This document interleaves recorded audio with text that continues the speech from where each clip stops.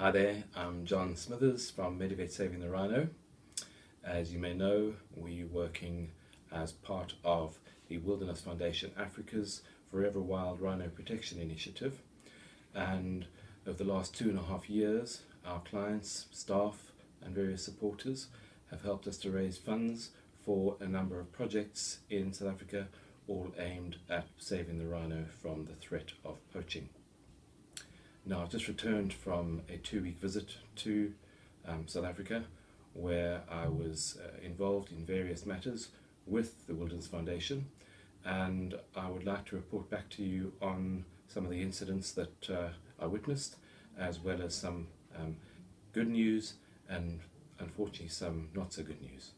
I'm going to start with the unhappy news. The day after Boxing Day, I received a call from Dr. Will Folds, who is Medivet's Rhino ambassador on the ground in South Africa, and he told me that there'd been a poaching of a rhino female in a reserve about 3 hours drive from where we were. So when we arrived at the reserve, we were met at the gates by the local rangers and the police, and that included a large number of people from the forensic team. We then drove to the site of the poaching, and as you can imagine, it's not something you actually want to see ever in your lives.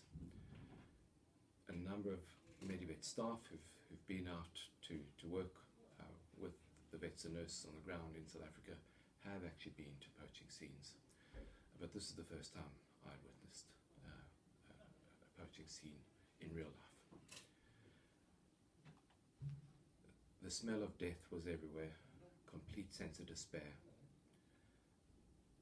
such a sense of loss, complete waste, and I can only say that this has served me to want to do more, because although the statistics for poaching in South Africa have improved over the last year or so, we still lost over 1,000 rhino. So we've got a long way to go. At the poaching site, the police immediately started their work. The area was cordoned off.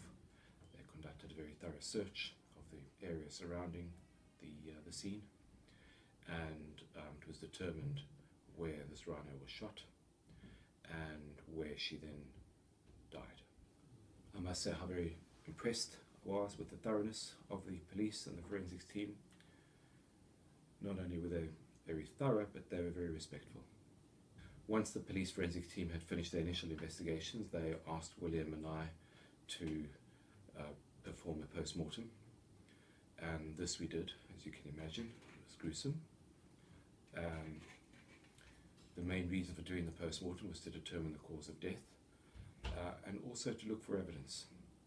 And William was able to find the bullet, which had been fired from a .375 hunting rifle, and this bullet was recovered and went into the bundle of evidence that the police have gathered. And following that, we continued with our post-mortem, and it was at this point that we discovered that this rhino cow was in actual fact pregnant, and she was about to produce a calf. William felt that it was likely that she'd give birth within the next 2 weeks, so an almost full-term calf. This was just horrific to see. The reason I'm sharing the pictures and some of the video with you is not to make you feel bad or guilty, but it's just to remind everybody that although the poaching statistics have improved in the last year or so, we've still got a long way to go. We're still losing rhino, we're still losing too many, and extinction is still a very distinct possibility unless we stop the poaching. So can I ask you to continue supporting us as you have in the last 2.5 years? Medivet clients, staff, supporters, members of the public, you've been absolutely incredible. We've raised a significant amount of money, which has going straight to the fight against poaching. So please continue your support, and thank you so much for what you've done so far.